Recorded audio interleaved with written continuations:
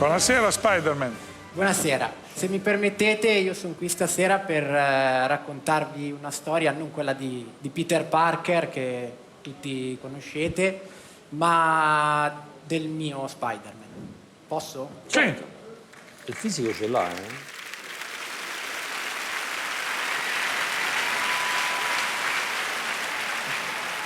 Buonasera a tutti, io mi chiamo Mattia Villardita, ho 28 anni e vengo da Savona dove faccio l'impiegato. Quando ero bambino, fino al compimento dei 19 anni, sono stato un paziente dell'ospedale Gaslini di Genova a causa di una malformazione congenita che mi ha tenuto per tanto tempo all'interno delle corsie ospedaliere. Qui ho conosciuto il dolore, ma soprattutto ho conosciuto l'amore da parte della mia famiglia e dei miei amici che mi sono stati vicini in uno dei momenti più brutti della mia vita. Qua le giornate erano lunghe e la sofferenza era davvero tanta e guardando fuori dalla finestra io immaginavo Spider-Man, il mio supereroe preferito, arrivare anche solo per un saluto.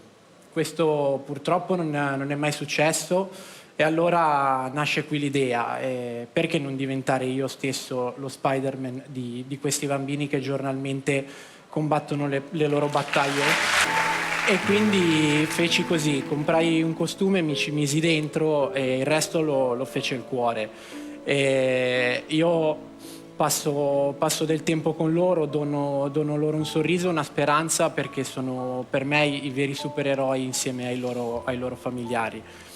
E di storie in questi anni ne ho vissute parecchie, molte me le porto ancora nel cuore. Per esempio un bimbo che è entrato nel pieno lockdown all'ospedale per una brutta malattia e la particolarità è che teneva in mano un giocattolo di Spider-Man. L'infermiera lo ha visto e gli ha detto che questo supereroe lo conosceva per davvero. Allora abbiamo organizzato una videochiamata, io cercai di consolarlo il più possibile e gli feci una promessa che quando sarebbe uscito dall'ospedale lo sarei andato a trovare. E così, grazie all'aiuto della famiglia, io andai a trovarlo molto spesso nella sua degenza a casa e passavo del tempo con lui, quindi giocavamo ai videogiochi, giocavamo a giochi di ruolo, facevamo merenda e io, devo dirvi la verità, mi sono sentito per lui una cura.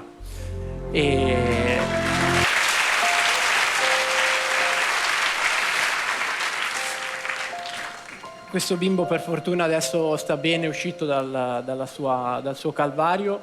E un'altra storia a cui sono molto affezionato è la più recente per me. Io ho incontrato questo bimbo e questa famiglia all'ospedale nelle mie ultime visite e questo bimbo è considerato dalla medicina inguaribile, una parola che io non entra nel mio vocabolario, perché in realtà la cura di questo bimbo è l'amore e la dolcezza che la sua famiglia, sua madre, suo padre, suo fratello e sua sorella gli danno giornalmente.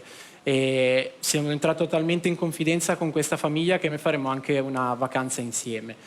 Ecco, io sono qui questa sera per ricordarvi, se possibile, due cose. La prima, sicuramente di non arrendervi mai, perché tanto prima o poi tutti cadremo e il bello sarà, ve lo assicuro, nel avere la forza di rialzarsi. E la seconda è che la cosa più importante, che molto spesso forse ci dimentichiamo di esserlo, è che non dimentichiamoci mai di essere umani e di aiutare il prossimo. E adesso un'ultima cosa, se me lo permettete, vorrei che tutti voi chiudeste gli occhi e che immaginiate che supereroe vi piacerebbe essere. Ecco. Siete pronti a diventarlo? Bella storia, bella storia. Oltre alle tue parole, al tuo racconto, ha colpito molto me, anche i miei colleghi, ho visto anche il pubblico, i tuoi momenti di silenzio, perché anche i supereroi non devono vergognarsi di emozionarsi.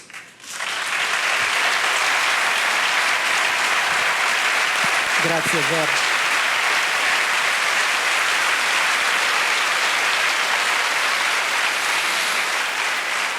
Io Volevo dirti una cosa, quando ho sentito, ho comprato il costume, il resto lo fece il mio cuore, quella è la frase più bella che hai detto, e quando hai detto pensa al supereroe, lo so, sembra un ridicolo, ma ho pensato a te, perché io una cosa così mi sento, in italiano non si dovrebbe dire in TV, ma una merda, no? Nel senso che tu sei un supereroe, hai fatto una cosa, stai facendo ancora, perciò... E la farò ancora per tanto. Però ce l'hai dentro, capito? Complimenti. Io penso che tu sia partito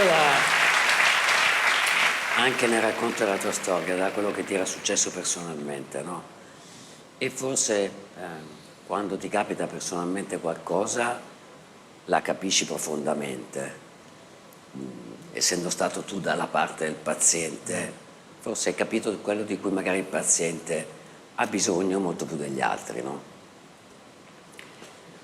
Se da un lato è una grande fortuna che non tutti vivano queste cose, quindi non ci si rende a volte conto, no?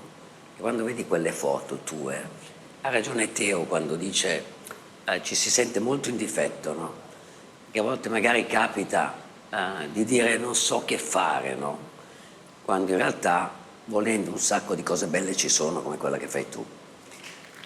Quindi è in quello che è un bene che tu sia venuto a raccontarla, perché fai conoscere queste cose e fai conoscere anche alle persone della tua età che c'è la possibilità di fare e non bisogna per forza attraversare brutte cose per poter fare agli altri. Basta. Grazie. E che alle volte magari siamo presi forse dai nostri impegni, dalla vita, da quello che è poi... Sì, non ci si rende conto. E no? basta veramente un piccolo gesto di gentilezza per cambiare la giornata per una persona. Certo. Davvero. Complimenti. Grazie Maria. Una domanda che non c'entra niente. Nella vita che cosa fai? Io faccio l'impiegato full time su una piattaforma portuale vicino... Sì, quindi Savona. fai un lavoro... Sì, inoltre io ho una terapia costante di fisioterapia da mantenere. Che devi quindi fare tu. Spider-Man te lo metto purtroppo al terzo posto e quindi io ritaglio del tempo laddove è la mia missione di vita ormai. Vabbè, però è un bel terzo posto, eh?